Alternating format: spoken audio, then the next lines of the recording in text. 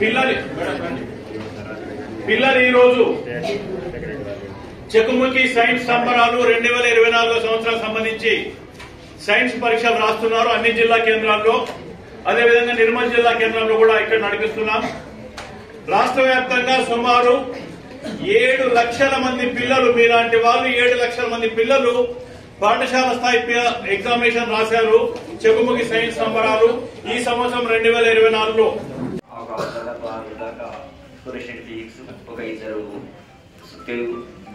ఇద్దరు బయోసైన్స్ ఒకరు ఉన్నారు.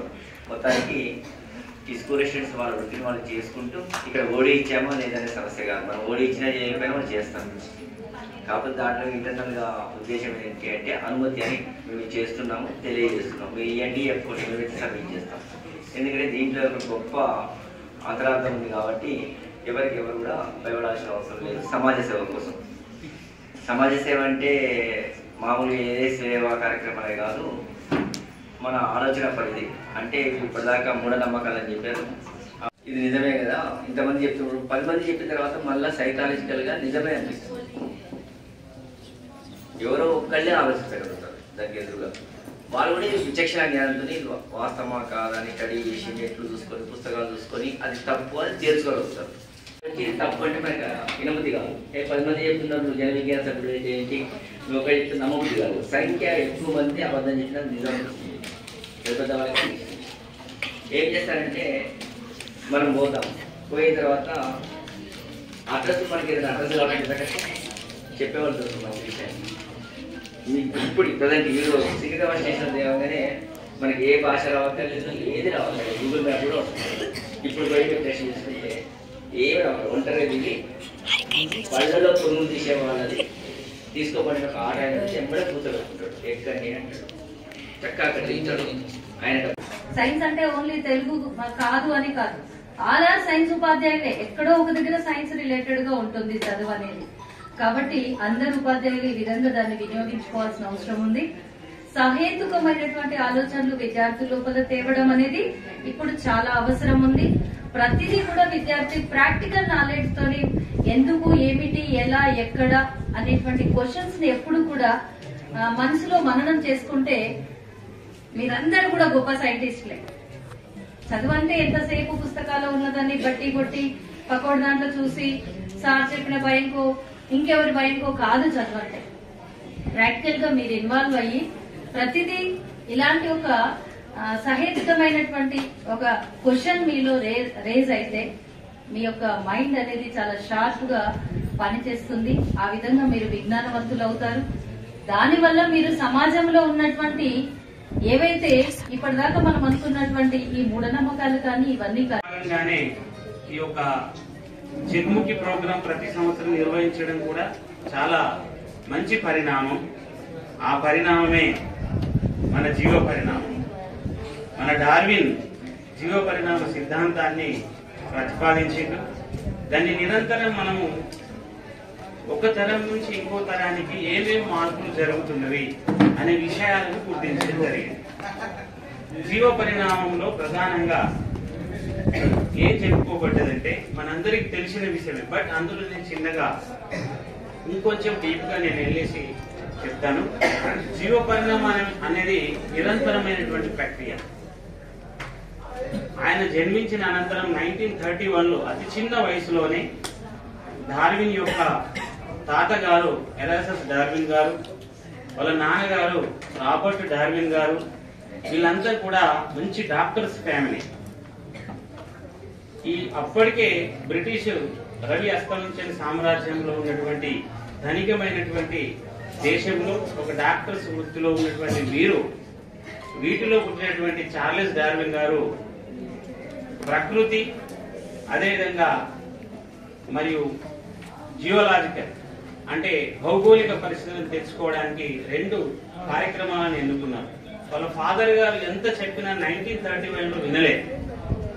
నేను ఈ ప్రయోగానికి సముద్రయానం చేయాలి, బ్రిటిష్ గవర్నమెంట్ యొక్క HMS బీగల్ ద్వారా మినిమం 5 years నేను రీసెర్చ్ చేయాలి, అందులో ప్రయాణం చేయాలి, కంటిన్యూగా సముద్రంలోనే ఉండాలి, సముద్రంలో ఉన్నటువంటి ప్రకృతిలో జరుగుతున్నటువంటి విషయాల గురించి అదేవిధంగా అక్కడ ఉన్నటువంటి భౌగోళిక పరిస్థితుల నుంచి తెలుసుకోవడానికి కోసం వాళ్ళ నాన్నగారిని అడిగినప్పుడు డార్విన్ ఏమన్నాడంటే, నేను ఖచ్చితంగా వెళ్తానంటే వాళ్ళ నాన్నగారి ఫ్యామిలీస్ మనకు అవసరం లేదు, మన డాక్టర్స్ ఫ్యామిలీ, మనకు చాలా డబ్బులు ఉన్నాయి, ధనవంతులము, ఎవరో చేసిన రీసెర్చ్ ను మనం అనుభవిస్తే సరిపోతుంది, మనకు అవసరం లేదు అన్నప్పుడు, కానీ ఆయన సహజ సిద్ధంగా తన వ్యక్తిగతంగా ఉన్నటువంటి అభిప్రాయాలను గౌరవించుకుంటూ ఆ హెచ్ఎంఎస్ బీగల్ ను ఆయన ఎక్కి 5 సంవత్సరాల వరకు ప్రయాణం చేసి అక్కడ ఉన్నటువంటి వివిధమైనటువంటి ప్రాంతాలను పరిశీలన చేసి చివరకు గాలపగస్ దీవులకు చేరి అక్కడ ఉన్నటువంటి పించు పక్షుల యొక్క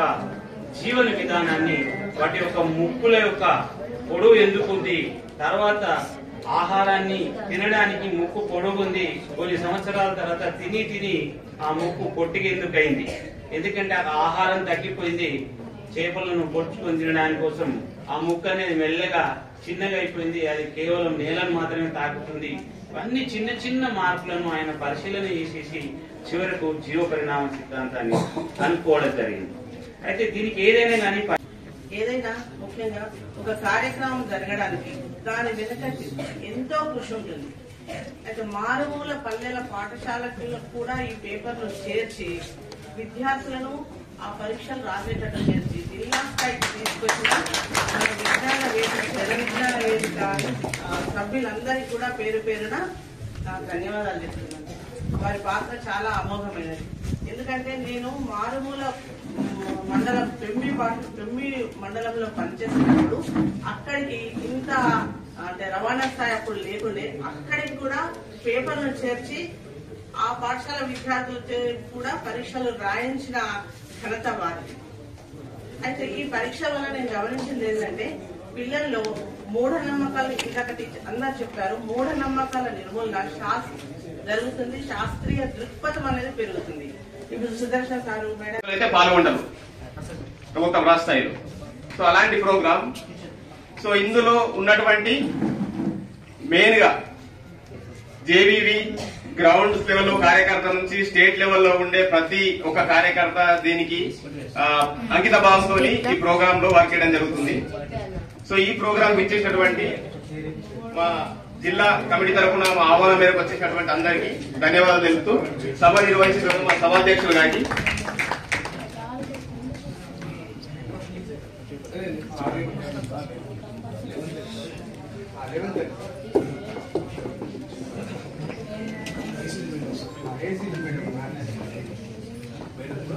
మన జన విజ్ఞాన వేదిక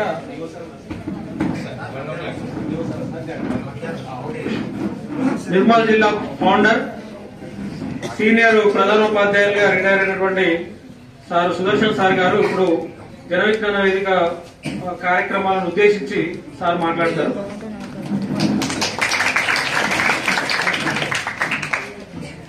సమావేశానికి అధ్యక్షత వహించిన ప్రభుత్వ ఉన్నత పాఠశాల ప్రధానోపాధ్యాయులు శ్రీమతి సుచిత్ర మేడం గారు, అలాగే మా జన విజ్ఞాన వేదిక అధ్యక్షులు, తర్వాత ప్రధాన కార్యదర్శి గంగాధర్ గారు, రఫీక్ గారు, మరియు మా జిల్లా కమిటీ సభ్యులు, రాష్ట్ర స్థాయి కార్యదర్శి నర్సయ్య గారు, అలాగే ఈ సభకు విచ్చేసినటువంటి పిఆర్టీయు రమణారావు గారు మరియు ఎస్టీయు లక్ష్మణ్ గారు, మరియు మన జిల్లా సైన్స్ అధికారి గౌరవనీయులు వినోద్ కుమార్ గారు, గైడ్ టీచర్, ఉపాధ్యాయులు, విద్యార్థులు, మీ అందరికీ విజ్ఞానాభివందనాలు. జన విజ్ఞాన వేదిక గురించి మా జిల్లా ప్రధాన కార్యదర్శి రఫీక్ గారు మీకు కొన్ని విషయాలు తెలియజేశారు. అయితే రాజ్యాంగంలో మనకు ప్రాథమిక హక్కులు అలాగే ప్రాథమిక విధులు రెండు రాయబడ్డాయి, fundamental rights and fundamental duties. అయితే ప్రాథమిక విధుల్లో 51 AH అనే ఆర్టికల్లో ఈ సమాజంలో ప్రజలందరూ కూడా శాస్త్రీయ భావనలు అంటే సైంటిఫిక్ టెంపర్మెంట్ ఇలాంటిది కలిగి ఉండాలనేది దాంట్లో రాయబడి ఉంది. దాన్ని ఆధారంగానే మరి ఈ జన విజ్ఞాన వేదిక ఏర్పడింది. దాదాపు 40 సంవత్సరాలు జరిగిపోయింది జన విజ్ఞాన వేదిక ఏర్పడి. జన విజ్ఞాన వేదిక అనేది ఒక స్వచ్ఛంద సంస్థ, వాలంటరీ ఆర్గనైజేషన్. ఈ జన విజ్ఞాన వేదికకు ఎలాంటి రాజకీయ పార్టీలకు సంబంధం లేదు. అలాగే మా జన విజ్ఞాన వేదిక కార్యక్రమాల్లో ఎంతో చురుకుగా పాల్గొంటూ మరి ముఖ్యంగా బైన్సం డివిజన్ పూర్తి విజయవంతంగా చెప్పు పరీక్షలు నిర్వహించడం కాకుండా ఇతర కార్యక్రమాలకు కూడా చేదోడు వాదనగా సహాయపడుతున్నా మా వందన మేడం గారిని కూడా వేదికను అలంకరించడం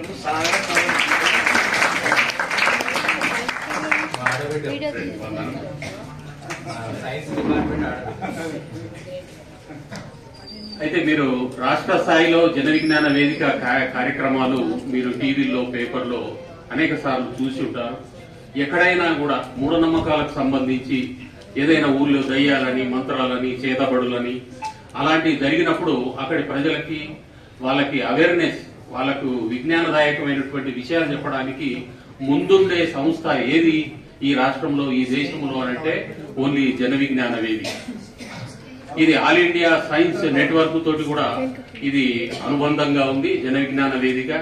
మరి అనేక విషయాల్లో మరి జన విజ్ఞాన వేదిక ప్రజల లోపల ఒక సైంటిఫిక్ టెంపర్మెంట్ అంటే శాస్త్రీయ దృక్పథాన్ని వాళ్ళలో నెలకొనేలా చేయడమే ఈ జన విజ్ఞాన వేదిక యొక్క ప్రధాన లక్ష్యం. అయితే జన విజ్ఞాన వేదికలో ఈ విద్యకు సంబంధించి అలాగే వైద్యం ఆరోగ్యపరమైన అవగాహన గురించి ఎక్కువగా శ్రద్ధ తీసుకుంటుంది. మరి ఈ సంవత్సరము మొదటిసారిగా మన రాష్ట్ర స్థాయి ఎగ్జామ్ ఈ చెకుముకి ఎగ్జామ్ మన ఆదిలాబాద్ లో నిర్వహించబడుతుంది, మన పాత ఆదిలాబాద్ జిల్లా కేంద్రంలో. కాబట్టి ఉపాధ్యాయులు ఈ సైంటిఫిక్ అంటే సైన్స్ పరమైన అవగాహన సైన్స్ విజ్ఞానాన్ని నేర్చుకోవాలనే జిజ్ఞాస అలాంటి వాళ్ళందరూ కూడా మరి ఈ రాష్ట్ర స్థాయి దానికి అటెండ్ అయ్యి మరి దాంట్లో మంచి డాక్టర్స్ ప్రొఫెసర్స్ బాగా తెలిసిన వాళ్ళు శాస్త్రవేత్తలు కూడా అటెండ్ అవుతారు. కాబట్టి మరి ఈ రాష్ట్ర స్థాయి చెకుముకి ఎగ్జామ్ దాంట్లో మీరు పార్టిసిపేట్ కావాల్సిందిగా నేను కోరుతున్నాను. అలాగే ఈ విద్యార్థులు కూడా పార్టిసిపేట్ అయితే చాలా ఉపయోగకరంగా ఉంటుంది. విద్యార్థులు మీరు పాఠశాల స్థాయిలో మండల స్థాయిలో నెగ్గి మరి జిల్లా స్థాయికి వచ్చారు. దీంట్లో కూడా ఒకవేళ మీరు ఉంటది కాబట్టి ఇది కూడా ఒక మనకు మంచి ఉపయోగకరంగా ఉంటుందనే ఉద్దేశంతో వాళ్ళు మంచి కార్యక్రమం ప్రతి సంవత్సరం చేస్తా ఉన్నారు. మరి గతంలో కూడా మా స్కూల్ నుంచి కూడా మరి మండల్ లెవెల్లో ఫస్ట్ రావడం మరి డిస్టిక్ రావడం ఇప్పుడు కూడా రావడం జరిగింది. మరి ఏదైతే మీరందరూ కూడా ఇలాంటి కార్యక్రమాలన్నీ కూడా వినియోగించుకొని ఏదైతే సమాజంలో మన పెద్దలు పెద్ద మనుషులు ఏదైతే ఆ వృద్ధులు పాటిస్తున్నటువంటి ఆ మూఢనమ్మకాలు ఏదైతే మానసికంగా ఉన్నటువంటి రుగ్మతలు చాలా మీరు చూసిండ్రు. కొన్ని డిసీజ్ కు ఇంకా మూఢనమ్మకాలు పాటిస్తున్నారు. వాస్తవంగా ఈ వ్యాధులు వస్తే దానికి వరల్డ్ హెల్త్ ఆర్గనైజేషన్ లాంటి పెద్ద సంస్థలు ఒక సైంటిఫిక్ గా మరి దాన్ని అవసరమైనటువంటి ఆ మందులు వాళ్ళు పర్మిషన్ ఇస్తేనే వాడాలి తప్ప ఇలాంటి మనకు తోచినటువంటి వ్యాధులు లాంటి ట్రీట్మెంట్స్ ను చికిత్సలు చేయడానికి అది బాగుండదు. ఎందుకంటే అలాంటివి చేస్తే ప్రాణాపాయం కూడా జరిగేటువంటి అవకాశాలు ఉన్నాయి. చాలా చూస్తున్నాం మన సమాజంలో. అవన్నీ కూడా మార్చాలి. ఆ మార్చాల్సిన బాధ్యత మీ అందరి మీద ఉంది. ఎందుకంటే రాబోయేటువంటి తరానికి మీరు అందరు కూడా పౌరులు కాబట్టి మీ పేరెంట్స్ ముఖ్యంగా ప్రతి ఇంటిలో మన పేరెంట్స్ కు మన ఇంట్లో ఉన్నటువంటి పెద్దలకు వృద్ధులకు మరి ఇలాంటి సమాచారం అందిస్తే అదంతా కూడా ఉపయోగకరంగా ఉంటుందనే ఉద్దేశంతో మరి ఇలాంటి కార్యక్రమాలు వాళ్ళు చాలా బ్రహ్మాండంగా చేస్తున్నారు. నిజంగా వారికి మా తరపున అభినందిస్తూ మరి ఈ కార్యక్రమంలో మమ్మల్ని కూడా పార్టిసిపేట్ చేసి ఎందుకంటే మరి ఇలాంటి టాలెంట్ ఎగ్జామ్ ఉండడం వల్ల మరి మా స్కూల్ నుంచి కూడా మాకు ప్రాతినిధ్యం రావడం మరి మేము ఈ కార్యక్రమానికి రావడం నిజంగా సంతోషంగా ఉంది. మరి అందరికి కూడా మరియు టీఆర్టీయూ ప్రధాన కార్యదర్శి రమణారావు గారు మరియు రాష్ట్ర బాధ్యులు నర్సయ్య గారికి వివిధ మండలాల నుంచి చేసిన ఉపాధ్యాయులకు అట్లాగే విద్యార్థులందరికీ ఎస్టీయూ జిల్లా పక్షాన అభినందనలు ధన్యవాదాలు తెలియజేస్తూ ముఖ్యంగా గతంలో మీరు చదువుకున్నప్పుడు కూడా నేను 6వ తరగతి 85లో ఈ చెక్ముఖి పరీక్ష రాసిన రోజులు గుర్తు వస్తున్నాయి. కాబట్టి ఇది చాలా అంటే వాస్తవానికి దగ్గరగా సమాజాన్ని ముందుకు తీసుకెళ్తూ సమాజాన్ని చైతన్యం చేస్తున్న అతిపెద్ద మనకు ఇది చెక్ముఖి అనేది చాలా. ఎందుకంటే మూఢనమ్మకాల విషయంలో ఇంతకుముందు సుదర్శన్ సార్ చెప్పినట్లు చాలా కార్యక్రమాలు చేపడతారు రాష్ట్ర వ్యాప్తంగా. కాబట్టి వీటికి సైన్స్ పరంగా మనం సైన్స్ ను అభివృద్ధి దిశలో తీసుకెళ్లడానికి మీరు కృషి చాలా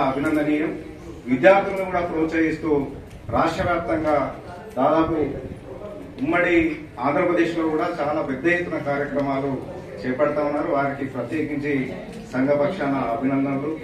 మరియు ఈ కార్యక్రమాలు ఇంత పెద్ద ఎత్తున నిర్వహిస్తున్న వారందరికీ ఎస్టీయు జిల్లా శాఖ పక్షాన